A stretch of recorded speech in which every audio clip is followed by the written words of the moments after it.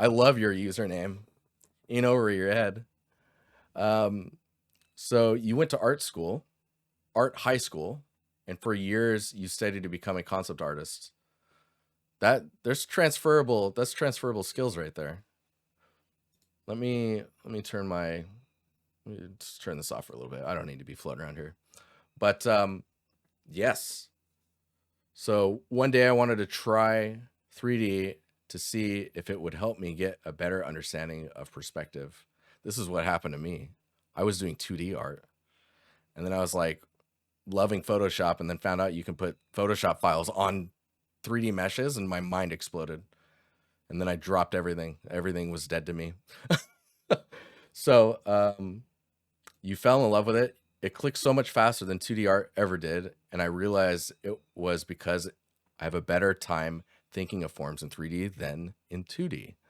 I would love to become a 3D character artist. The dream is to work for AAA studios, but honestly, the more I practice, the more I realize I would love to create 3D assets of any kind for any kind of a studio. Okay. I would love or would like feedback mostly on the subjects I choose to work on that you can see in my portfolio. Is there something I should be focusing more on? Some skills I should be showcasing more. A lot of production steps to create a character I am just learning, like UV mapping and texturing. So I don't have much to showcase. So it sounds like a lot of it, you're in the sculpting phase of like being a character artist. Like you're just like form and design, right? You're just full on form and design. Let me see what else you wrote in here before we start looking at your portfolio. In my upcoming projects, I'm trying to focus more on that to show what I can do. Right now, I joined a group of friends. We are working with, is it Vigamus Academy in Rome? Oh, that's cool. To create a point and click kind of game. Some of its levels will be in 3D, and I will be in charge of creating the characters and assets for it. Oh, that's super cool. I am sorry again that I'm not making it for the call. I really appreciate what you're doing here. I was actually told about your Discord by a friend of mine who also works at Massive in Malmo. He's a sound designer there. Dude, what? That's so cool. I look forward to the review. Yeah, cool. Oh my gosh, that's crazy. It's not Ola, is it? Who is it? Man, that's crazy.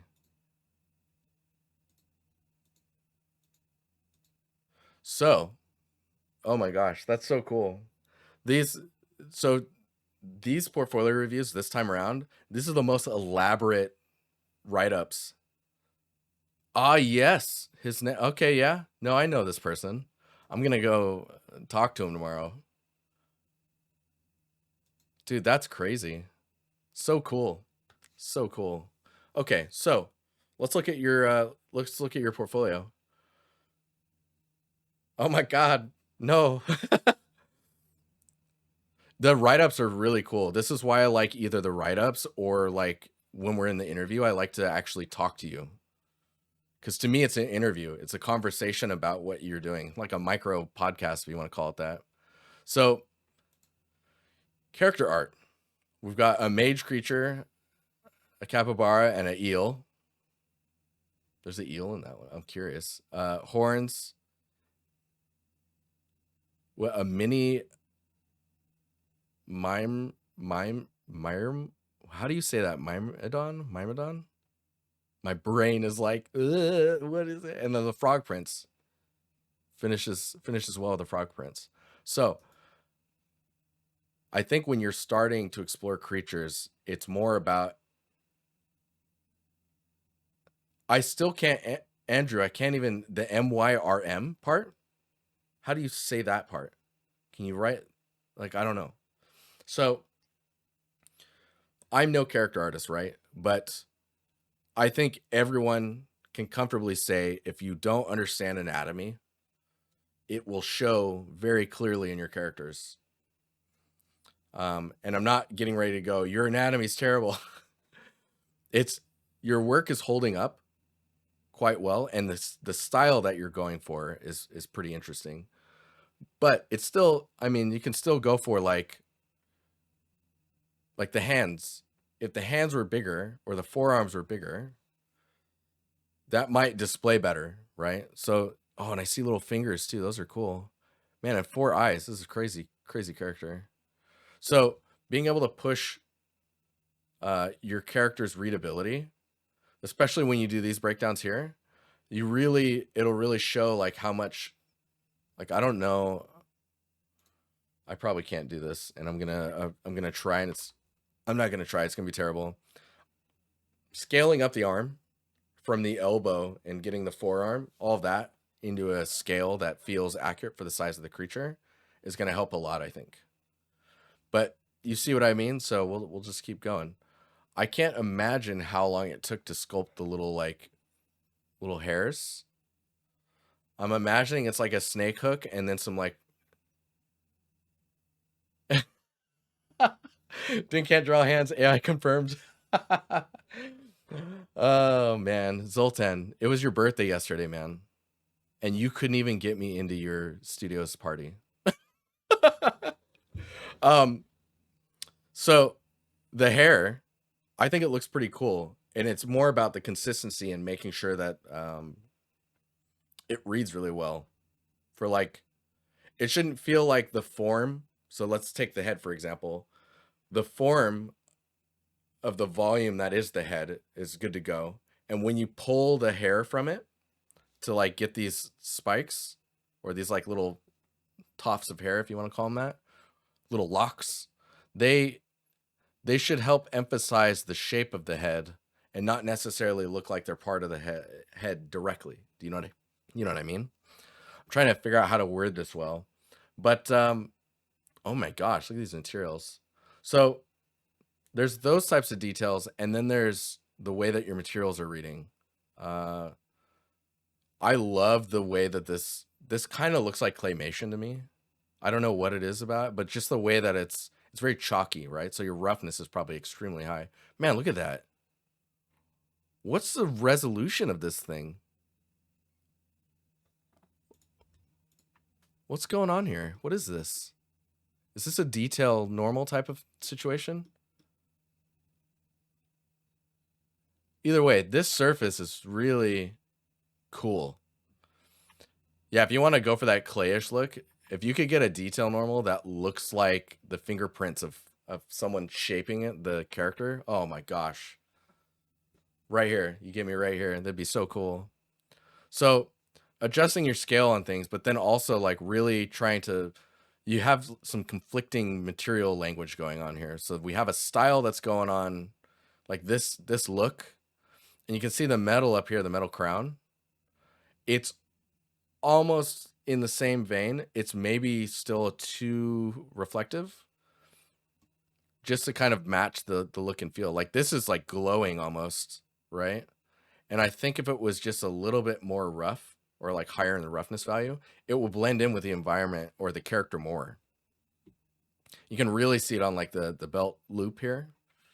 Oh, these are cool. Wait, did you an original? So yeah, your 2D skills are coming in because you designed this as well. Oh man, this is freaking cool. But yeah, so those types of details, like the other thing is the eyes are glowing right now, right? I think just getting some shadow in there, just a little bit, just to help ground the eyes in the socket would go a long way. And I know that maybe the eyes are glowing, so that kind of gets rid of that look, but I think pushing that a little would help a lot. But let's move on to the capybara. There's the eel. Hey, buddy. Why did it start way down here? That's weird.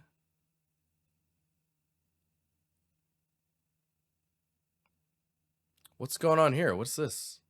What is this thing?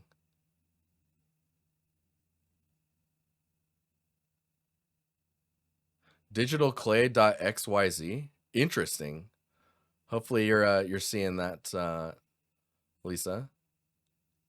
Man, so this character has very similar, and EMC recorder. Oh my god, that's so cool. Is the eel singing to the capybara?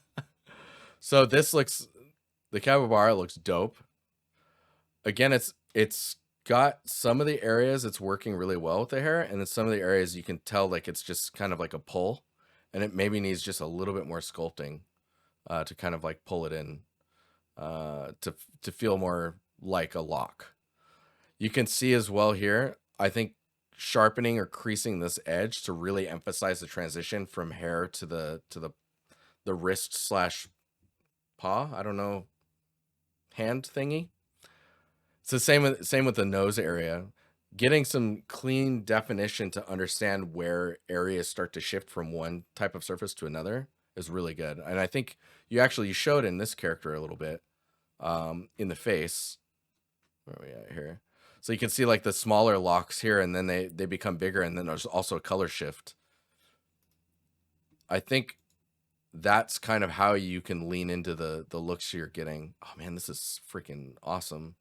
That eel is cool too. It again feels like it's missing some creases just to really like lock in the detail that you're sculpting for. Because a lot of the stuff you're doing now has a very particular look, which is fine. It's almost, you could argue, your style. So these little micro lines here, that's a specific sharpness that I'm seeing, right? We were talking about this in one of the previous portfolios too. That's a specific sharpness you have going on. That sharpness is not on the eel at all. Maybe on the lips here. So like if you were to get like these little creases here, get that sharpness in those, and maybe a little bit of the creases in here, and like almost like a jawline going around behind the fin. That feeling helps unify everything. I love what you're doing with the grass as well. Everything does feel sculpted. That's so cool. It's interesting that you decided to have the eyes open.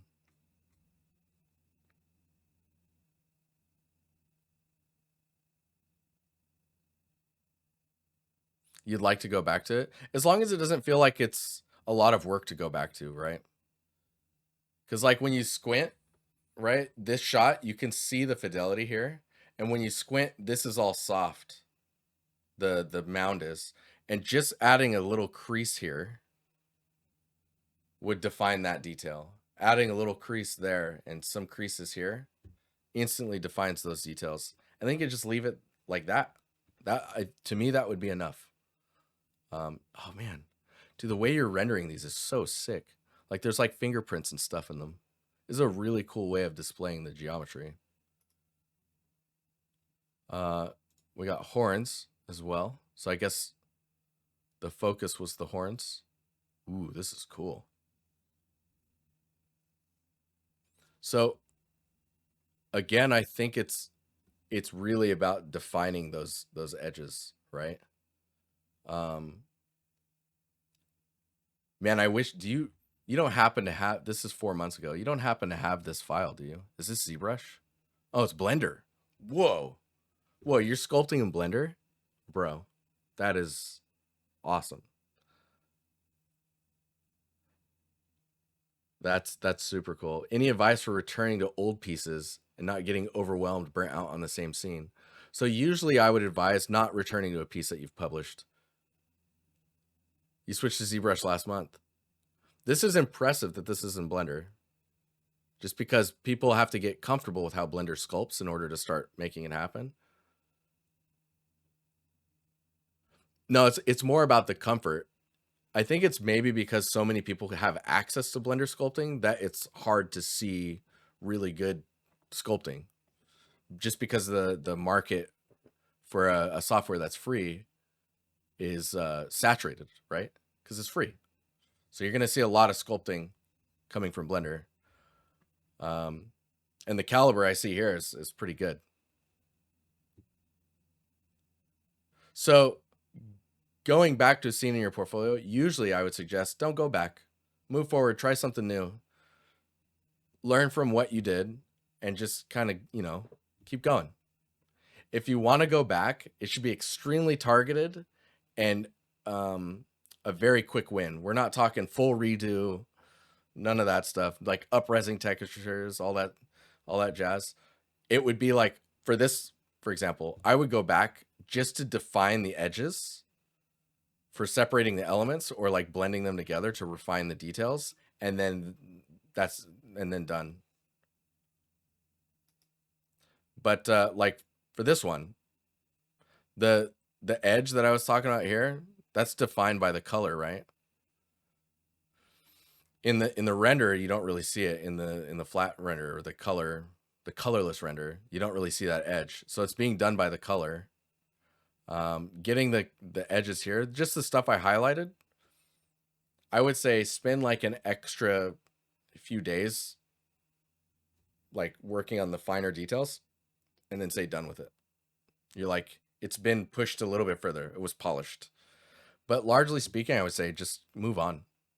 Look, you made something cool and you're probably excited about another cool thing that you want to start, but instead you're going to go back and, adjust things and work on stuff or redo things that you did. Just keep going forward and you'll have a happy memory of these things,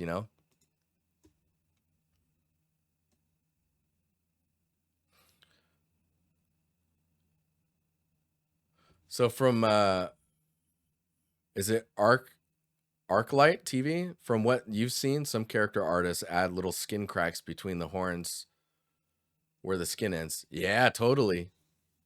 And see, a lot of those types of details come from references, right? So you can find a lot of reference work on like creatures and people and just how life designs the way that it, like whatever a creature is, how they formed, what their details are. Like your capybara, dude, what a strange creature. I want to meet one. So this one's really cool. Also quite refined, but then low res in some areas. So this one's also Blender, and you can see like the scales. Those are popped out, right? And then they're really emphasized with color. But you can see over here the resolution is much lower, so you can like almost count the vertex transitions for the color. So it's really trying to define or understand how to get those details to feel right and high res enough. Your niece said she wants this as her bathroom toy. I mean, looks cool. I don't know what it would like, how it would pose.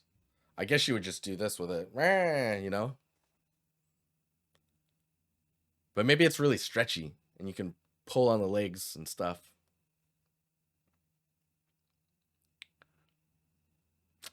I don't know if Zoltan's still here, but it makes me think of that remember the character that you could stretch his arms and then you could suck the air out of the inside and he would be all like shaped weird and he would hold his position. That toy was so cool. Stretch Armstrong. So that was the one full of slime. Do you remember the other one where it turned into like a spiky surface?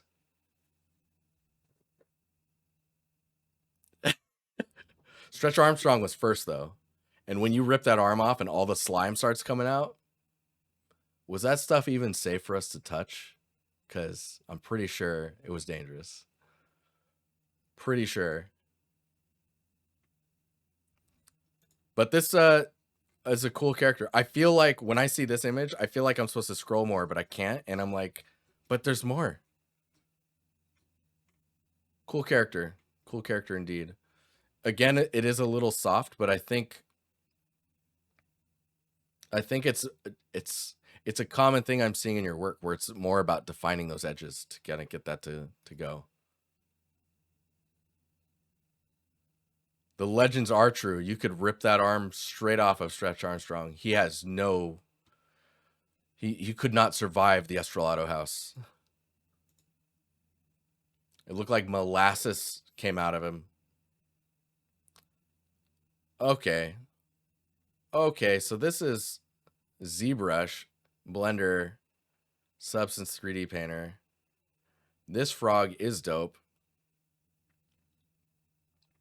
So there's a little bit of a gloss to them that is kind of throwing me off because I keep thinking because of the lighting that he's like got blood on him. I don't know. It's like it's kind of bloody feeling down here. Maybe his roughness is just a little too much. So it's like really shiny looking. But maybe you painted that. I can't, because there's some highlights that definitely look painted. But I love the presentation of the frog being on a lily pad. I always kind of stick into this weird territory of like composition. So you've got the lily pad here, putting like a smaller one here and then another smaller one here. You give you those three. Ooh. But balance wise, you're getting there's a nice balance going on here. The head to the tip of the sword to the bottom corner of this. It's framing really, it's nice. It looks like ceramic to me. There's a lot of specular. Yeah, I get that feeling too. Dude, glutes. It's glutes for days. I love it. He's a frog standing on a lily pad. He probably just had a swim. Valid point. This is interesting. The collar that you did. I'm curious how you put that together. Man, he looks so goofy here.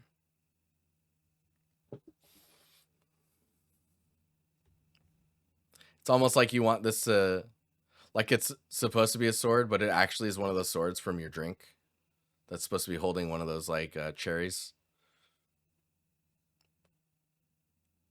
When's the frog game coming out? Dude, I know, right?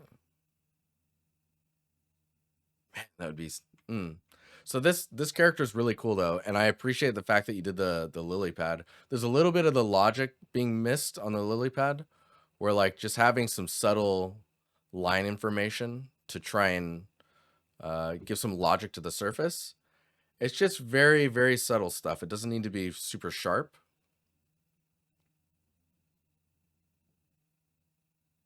I love the shoulder pads. I wonder, what are they like in the... So seeing the shoulder pads, there's these little like curls, and they're just because of the way that the clothing folds in those areas. So they turn into these giant loops, right? And then they get stitched around this area, or they get hemmed to a tighter fit. Getting those in here, they're there a little bit, but again, I think it has a lot to do with the just making sure that there's a sharp edge there, because in shadow they really will get lost quickly. So that edge then becomes an edge that you can paint on to just kind of highlight, exactly like how you're doing with some of the highlights that you painted in on the skin itself. But I mean, this is a cool character, and I don't have too much else to add on it. Yours is definitely like more like a studious, or like straight backed and properly trained, whereas this one doesn't really look like he knows what he's doing. I I think I like yours more. What's really interesting as well is like when we look at this shot, he's like, do I hold it like this? And then this one's like, why are you taking a picture of me? I'm practicing. Mom, stop. That's the vibe I'm getting from this shot. So if you want to be getting into games, like you're saying, because I believe that's what you want to do anything for, like any type of 3D asset creation for any studio. Yeah, RX, it looks dope, doesn't it? Pretty sick. It's good to see you, by the way. So I think for your characters, starting to get them into a position where they look like they can run in a game, like start showing, like I think you need to start working on baking textures, right? Because it looks like you're texturing directly on the models currently. And I could be wrong. But I don't see any wireframes, low poly characters with baked information. At some point, you should start to practice baking some details over. Doesn't need to be a full character. Like even just take the frog head and the folds around the neck. There was a wireframe. What? Oh, there is. Yes. Oh my God. How did I not see this? Okay. I stand corrected. This this looks dense. So figuring out how to like so what I would do is take the crown, the head, and this and split this off and try to make a game ready mesh where you bake the information down and you try and optimize like this type of stuff. This would probably just turn into a cylinder or like a low poly, um, a lowish poly loop.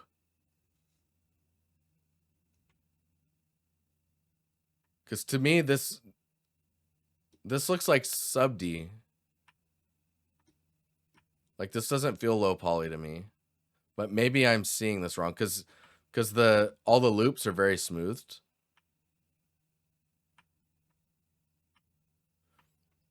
Because the right now it's all, you know, these are all rounding really nicely. So there's a sub D going on. I want to see it like baked on the mesh in an engine. Like if you can pose this character like getting ready to fight in Unreal, like let's work on those materials, let's get all that definition in.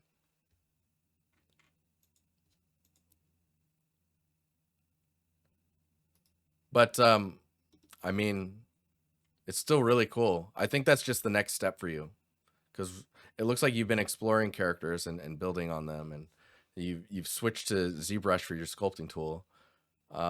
Whichever you decide to sculpt in is fine, but getting it into an engine and getting your bakes to look right, and then transferring your colors is going to be pretty easy. But it's getting your sculpted information onto a mesh that's acceptable for game ready, to be game ready. That's going to be what you want to focus on.